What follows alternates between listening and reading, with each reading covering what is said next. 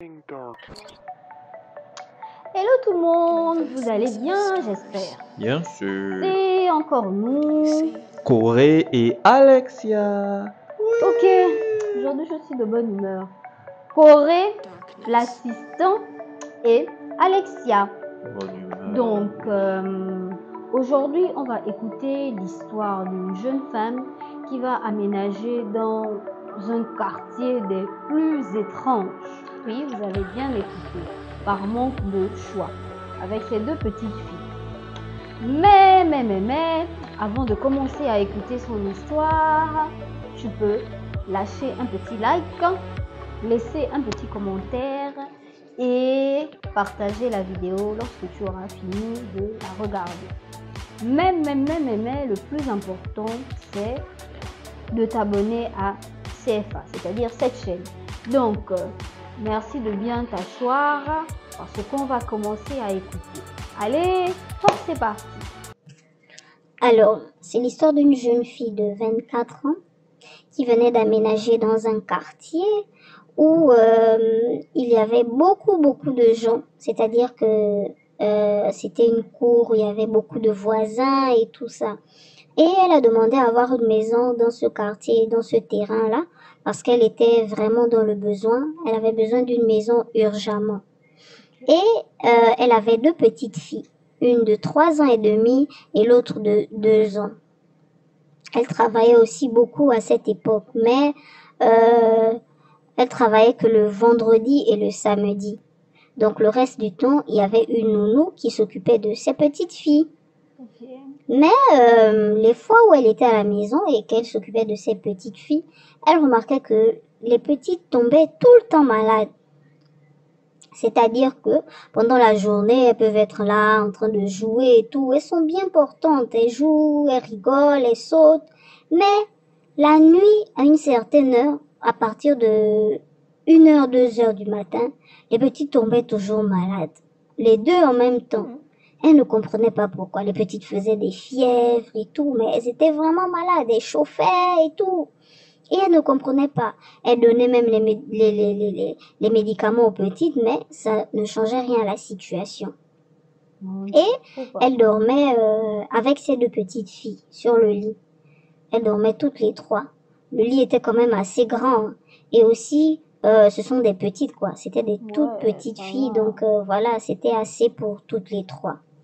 Mais lorsqu'elle dormait, elle avait toujours la sensation d'être serrée, quoi. Comme s'il dormait à 4 ou à 5 sur le lit.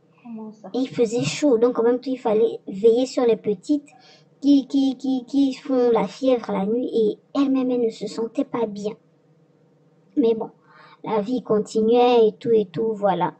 Et quelque temps après, parce que lorsqu'elle a pris sa maison, son papa était encore en vie. Quelque temps après son installation, son papa il est décédé. Et il faut dire que elle était très attachée à son papa. Elle l'aimait beaucoup, elle aimait énormément. Et lui aussi l'aimait beaucoup. Donc ils étaient attachés l'un à l'autre. Et elle a dû aller au décès de son papa à Libreville parce qu'elle vivait à Port-Gentil. Donc elle est partie pour le décès de son papa et elle a laissé ses deux petites filles à sa grande sœur. Elle est partie au décès, tout s'est bien passé et tout, voilà. Et elle est revenue. Lorsqu'elle est revenue, elle a récupéré ses deux petites filles et ils sont retournés vivre dans leur maison, toutes les trois. Mais, comme d'habitude, elle se sentait toujours bizarre. C'était toujours, voilà, pendant la nuit, son sixième sens lui disait « Oh, regarde !» Et quand elle ouvrait les yeux, elle regardait, il n'y avait rien. Parfois, elle se réveillait la nuit, elle partait vérifier au salon, à la douche, dans la chambre, elle regardait, mais elle ne voyait rien. Mais c'était toujours ça, ils étaient toujours serrés sur le lit et tout, comme s'ils dormaient à plusieurs. Elle avait toujours cette impression-là. Mais bon. Donc, quelque temps après le décès de son papa, après son retour chez elle, une nuit, elle était en train de dormir avec ses filles comme d'habitude et elle a eu chaud.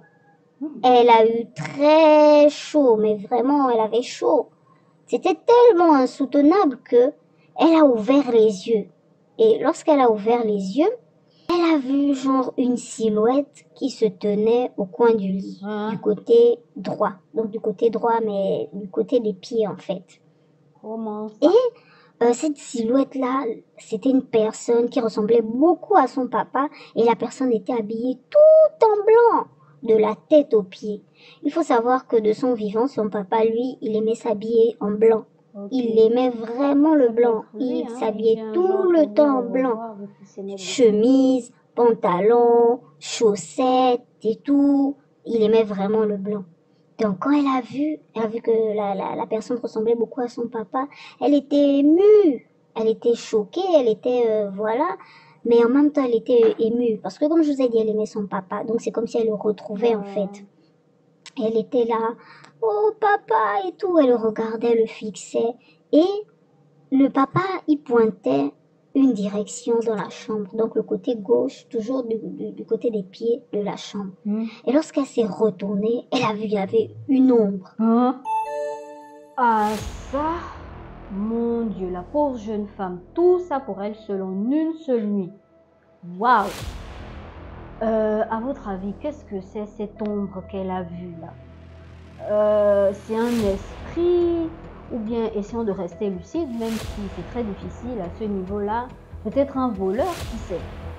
En tout cas, nous allons nous arrêter ici pour le moment et continuer cette histoire la prochaine fois. Donc, pour ceux qui sont intéressés et qui aimeraient partager ce genre d'histoire ou peu importe le genre avec nous, vous savez comment ça se passe. Vous nous écrivez sur le numéro qui s'affiche à l'écran et nous, on se charge de partager vos histoires sur CFA. Donc, à très bientôt pour la suite de cette étrange histoire. Bye!